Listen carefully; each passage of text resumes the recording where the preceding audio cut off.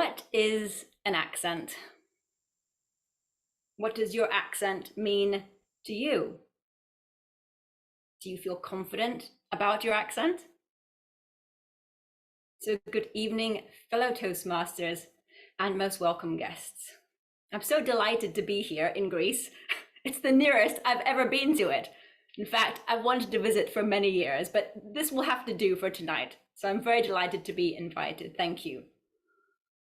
Tonight, I'm going to talk about how you can be confident about your accent. So my name, as you know, is Sarina Mann. I'm also a Toastmaster and a presentation coach. One of the things that pops up a lot for both native speakers and people who have English as an additional language is their accent.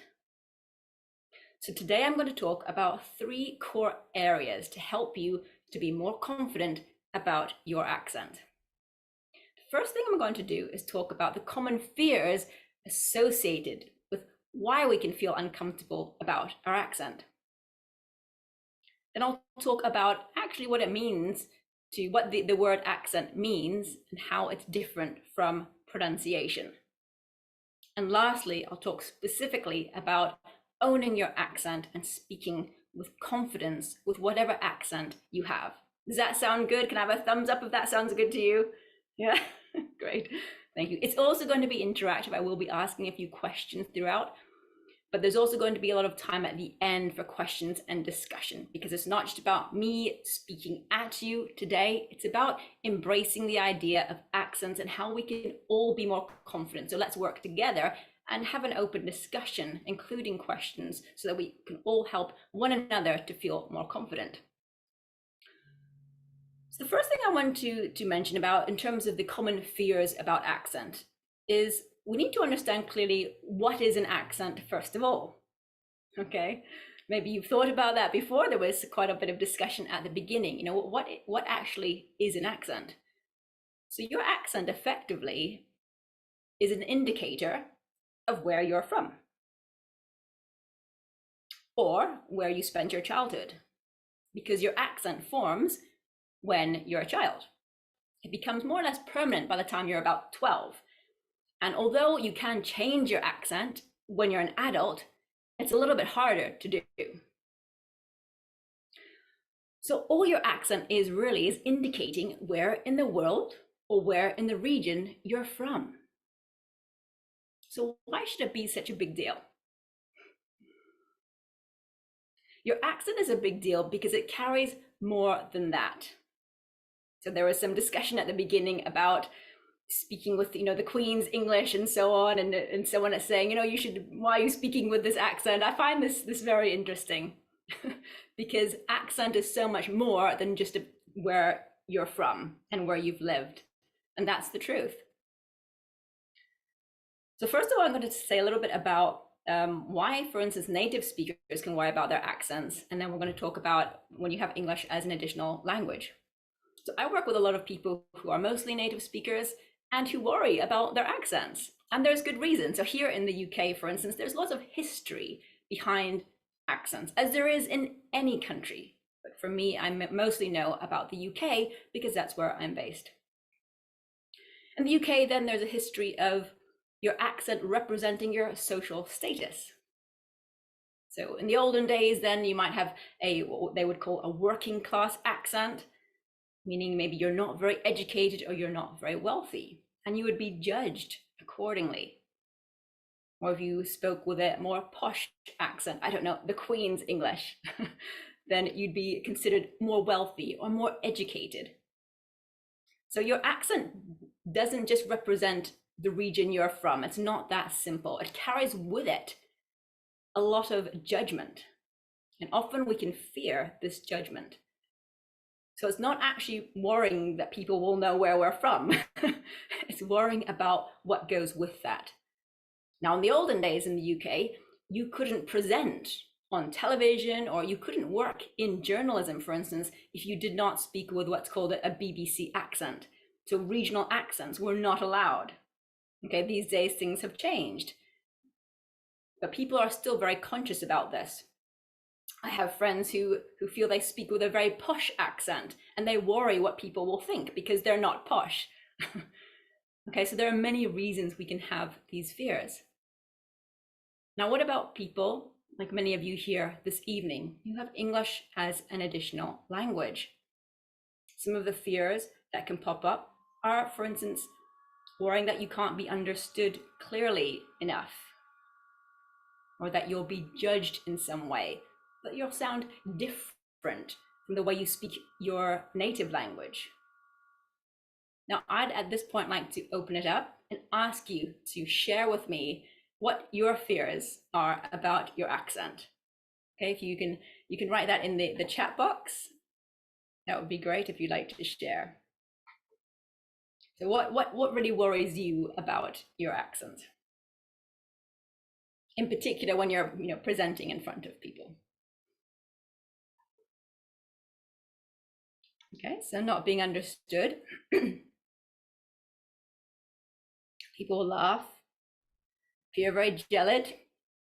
You don't want to appear gelid in any speech that you do. The complete opposite. That's absolutely true. Okay, everything I have a Slavic accent. Okay, so that it's again being concerned about where you're from. Anything else anyone would like to share at all?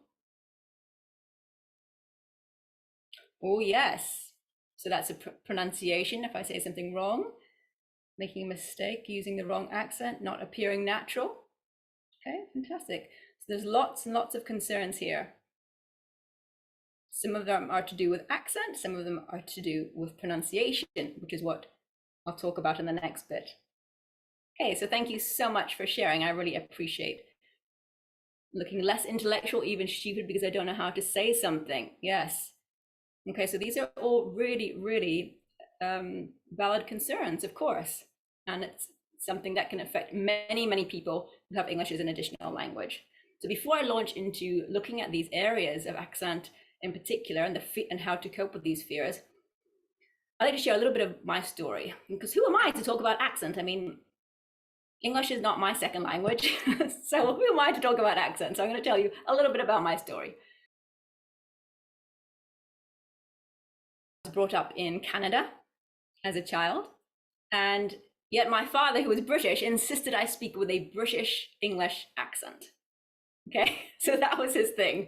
He did not want me to speak with a Canadian accent. He hated the Canadian accent.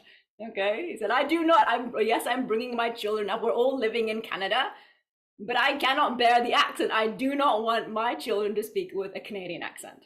So we were trained and drilled to speak with a British English accent growing up in North America.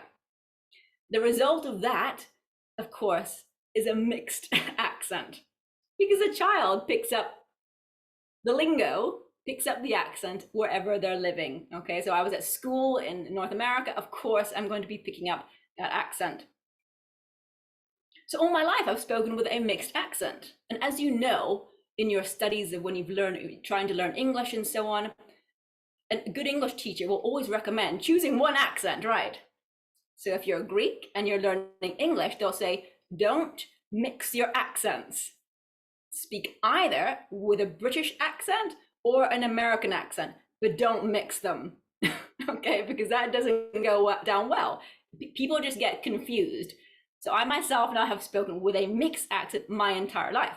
The result was at school, at college, at university, whenever I'd speak in front of people, and I was very shy, I didn't like to speak in front of people, but as soon as I did, I get this funny look.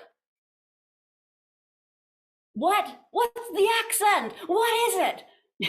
Some people even, couldn't even figure it out at all. Is it Scottish? Oh my goodness, where is it from? And so that made me even more self-conscious. So I remember in my 20s speaking to a friend saying, this situation with the accent, it's so uncomfortable. What should I do about it? And she said, do you know what? Why don't you just go to some elocution classes and get it changed? Just choose one accent and go with that. And I said, oh, and you call yourself a friend? I mean, elocution classes, what? And at first I was terribly offended by the idea, but then I decided, you know what? She's got a point. I'm going to do this. I'm going to go to some elocution classes and get my Canadian accent removed forever and speak just with a British accent, because this is where I live now. So I had 5 sessions of elocution classes. And the result was I knew I never wanted to do that ever again. When I spoke in just a British accent, then that felt very uncomfortable because it wasn't me. It felt I was being inauthentic, as if I was putting on a show or an act or wearing a mask. And so in that moment, I decided my accent is my own. It's my story. It's a conversation starter at the end of the day. I speak with a mixed accent. Full stop. It's my accent. I own it. I'm proud of it. It's my accent. It was never a problem for me. Years later, joining Toastmasters, I thought, gosh, everyone's going to be asking about my accent, but it doesn't matter. It's my accent. Do you know how many people asked me? Do you know why? It's not important. Not your accent. We'll get onto this in the next point. As soon as you accept the way that you speak, then everything changes. You'll start to feel much more confident all round. Now, I learned a lot about accents through the few elocution classes I had. By the way, it's very difficult to change your accent, but there are some methods that I learned that can help with pronunciation. Also, teaching English as a second language, which I used to do quite a few years ago, I learned a lot about both accent and pronunciation. So I'm going to share some aspects of that with you today as well. So let's just take a look at the definition of an accent. Is everyone clear about what the difference is between accent and pronunciation? Can anyone just type it in the chat box now and just tell me, well, what is the difference? Do you think there is a difference?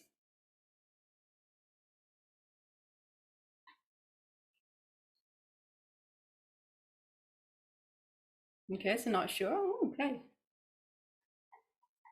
Okay, so this is actually, I think that's pretty clear. There is a big difference. An accent is overall just the melody or rhythm in which you speak that indicates where in the world or which region you're from. Pronunciation is how you pronounce the syllables within that language. Accents never need to be changed. Accent is an accent.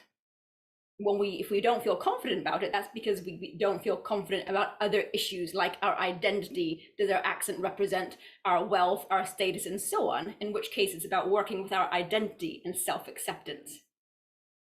On the other hand, if it's about people not understanding me correctly, this is about pronunciation, and pronunciation at times does need to be changed. Okay, so let's take a look at pronunciation. A great thing to do would be to ask any native speaker, they don't have to be an ESL teacher, just ask them to give you some feedback about words that are not pronounced clearly. And they will generally be particular sounds. You'll know, you can look this up on YouTube. This could be an exercise for you after this. Look it up on YouTube and find out, what sounds, what common sounds Greek people struggle with. And you probably, I'm sure you know this already. You know it, don't you? So you'll know there are particular sounds, whether it's the ch sound, the sh sound, vowel sounds. So let's say, I think a common one is a difference between the word cut and cat. So that's the A sound, that might be sounding similar. So the way in which you would change that is identify certain sounds that are not correct. That's not to do with your accent, it's to do with a pronunciation problem. And then change those. They're not easy to change, okay? But there is a method. It's about figuring out one at a time which sounds need to be changed and working on those specific sounds only. So if it's the sound, then it's working on those particular sounds only. Okay, does that make sense? Okay, so this is a way in which you can improve your pronunciation. The other thing you can do is overall as a speaker, if English is an additional language and there are concerns about being understood, then it's even more important to embrace the other types of public speaking techniques to enhance your clarity. If there's any issue about clarity and it takes a while to fix the pronunciation, then work on the public speaking techniques, like, slowing down. if you immediately launch into your speech, it doesn't give your audience time to get to know your accent. And we all just need a little bit of time to get to know any speaker's accent. So then we can just slowly slow down our speech and not rush it. Also, if there are moments of impact you want to share, then emphasize those words. So then it's about falling back on public speaking techniques in particular. Okay, so those are some practical tips about enhancing your clarity, but also keeping in mind that there is this difference between accent and pronunciation. So the next part of the speech is about really owning your accent and being confident. So let's say, oh, you think to yourself, that's all fine, but I've got all these pronunciation difficulties. People have said they can't understand me very well. I will, however, say that often the case is that you can be understood. You just think you can't. Because we're our own worst critic, aren't we? Would you say that's true? So we're often judging ourselves much more harshly, and that our audience are actually thinking, wow, this person's a really clear speaker. So keep that in mind. But when we own our accent, then we feel much more relaxed. So if you're thinking now, well, people have said I don't pronounce things clearly, how could I just go and speak in front of people and feel confident? It's still fine. One thing not to do is never apologize for your accent. So I'm not going to start my speech by saying I'm really sorry about my mixed British Canadian accent and then launch into my speech because I have no apology about it. And likewise, no one else needs to apologize for their accent. The fact that anyone is presenting a speech in another language is exceptional. So when we feel confident, then that will shine through. I've seen many speakers who do have significant pronunciation problems and who lack clarity, but have given the most phenomenal speeches I have heard, because their message from their heart is so strong and they fall back on a lot of public speaking techniques. So even with serious pronunciation problems, I feel people can still be very powerful and impactful speakers.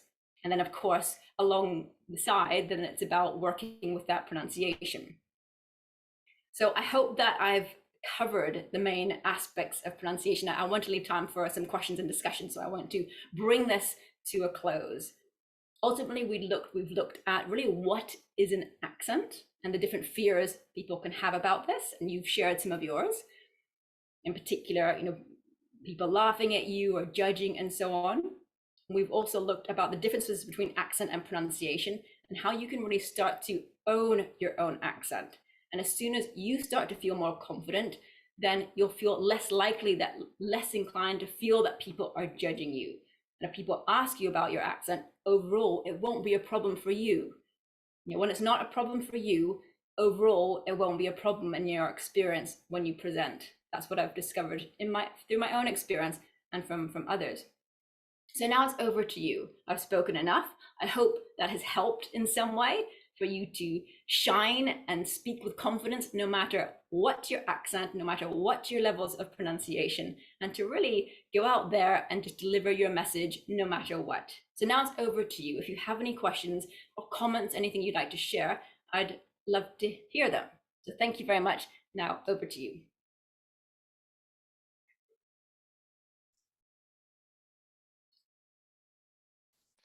Dear Sarina, thank you very much for the so informative and illuminative workshop. I really love your accent, by the way.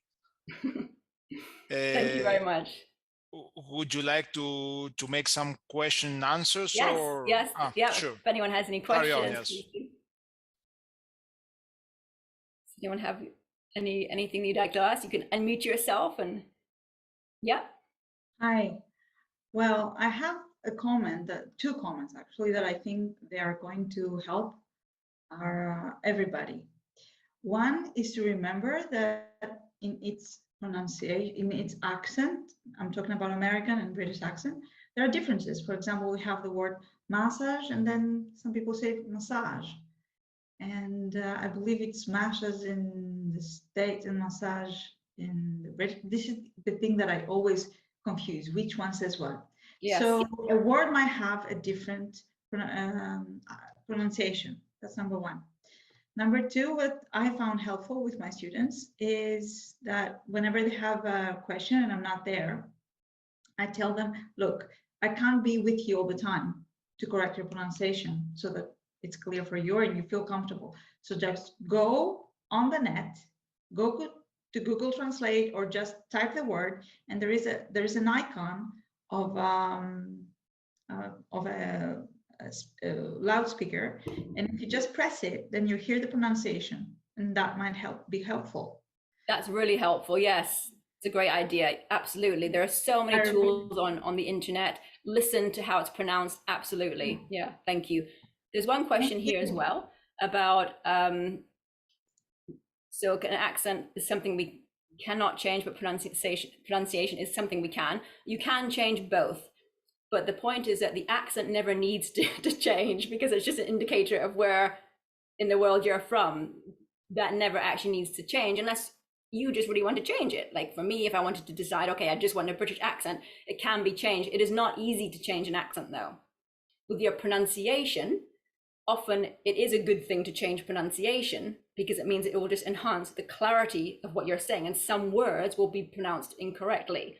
There's never an incorrect accent. There are no incorrect accents. Even a mixed accent, it's a mixed accent. But there's never an incorrect accent. There's incorrect pronunciation. Does that help with that? In the chat box. Is there anything else? Yes, there's quite a few hands up, sorry. Takis? Yeah, thank you. So how about if, for example, I find the Scottish accent really difficult to understand. So if I were from Scotland, how could I deal with this problem if no one else understands my Scottish accent? Yes, and that in that case, it would be about changing the way that you pronounce your words. So there is a very well-known TEDx speaker who's part of our Pegasus group, as Georgia knows. He's a TEDx speaker, and he's got a very strong Scottish accent, and his name is James McGinty. You can see his TEDx speaks, and you might be thinking, oh, what is he saying? But he's actually, what he says in his own experience, as he's public about this, is that he toned down his accent. Because yes, and that's when we go into pronunciation, because it's about, if you cannot be understood clearly, it's important to change the way you say your words. But he's not changing it from a Scottish to an Irish, if you see what I mean. He's not pretending to be from a different part of the world. He's just toning down the Scottish accent so that we can understand. And that is key to speaking. You need to be understood, absolutely, but it's not changing your accent. That's about pronunciation. And yes, it's a good idea to change that. Answer that? Yes, thank you. Yes, that's a good example here about, yes, actors who change their accents for a role. Yes, and you see many actors struggle with that as well. Some of the Irish and Scottish accents are very difficult to mimic. Is there anything else? Georgia? Yes, thank you, Sarina. I love the way you present things, and because it makes I make peace with myself, because the story I'm telling to myself, I know it's about the story, but my English is not good enough. So what I would like you to share your point of view, and for me, you are the first person who showed that road to me. That's why I ask you. I live in Greece. I learned my English in Greece. I travel abroad, I study abroad, but I've always felt being brought here that the people will criticize me for my accent, not my pronunciation, by my accent. But when I first met you, you gave me the exact opposite feeling, and also other people in our Pegasus Club, that actually people love hearing different accents because it creates a story. Where is she from? What is her story? What is her background? If you could just give us a little bit of understanding of that, maybe it will just help us understand that actually we bring something different. And let's say in a function where speakers tend to be very correct in their pronunciation, and they have a typical British accent. Yes, I think, first of all, I do think times are changing a lot about speaking correctly and what that means. So in the UK here over the summer, there was a debate between, there was a sports athlete. I can't remember what she won, but she won it. I don't know, a gold medal or something. She won a huge sporting achievement, and she was being interviewed on TV, and she has a regional accent, and some someone or other, some important person said, how dare she be on TV? She can't speak. And it was so cruel. And there was a huge backlash about this, because in the olden days, my father was a journalist 50 years ago, and he had to change his accent to speak the BBC accent, because that's how it was in the UK. You were not allowed to speak with regional accents. But these days, it's really, really changing, and people embrace regional and other accents, because of course we want diversity. In the UK, Welsh, Irish, Scottish accents were never accepted, for instance, even within the UK. But now people are really seeing that is really ridiculous, and that no one should have to change their accent. That it's like what color we are, what our ethnic origin is. This is just about who we are. There's no reason. And I think if we're ever challenged to change our accent, we're in the wrong group, which is interesting that in Toastmasters, in any public speaking forum, no one will ever comment negatively about an accent. So if you are in a group where that is an issue, then there's something wrong, I'd say, with that group. Because certainly in the public speaking sphere, it is about embracing diversity and seeing that, yeah, we all have a part to play. And mostly what I've seen in Toastmasters is a lot of praise for people who speak in an additional language. I mean, that's a miracle. I can't do that. I mean, who can do this? This is amazing what you do. And I think when I'm in my local clubs, I see a lot of praise given to anyone who delivers a speech in an additional language. And I think it's really about owning that. And if anyone is judging, then that's certainly their problem. It's really, especially these days, it's really not appropriate. Thank you, everyone. So that's an exceptional workshop.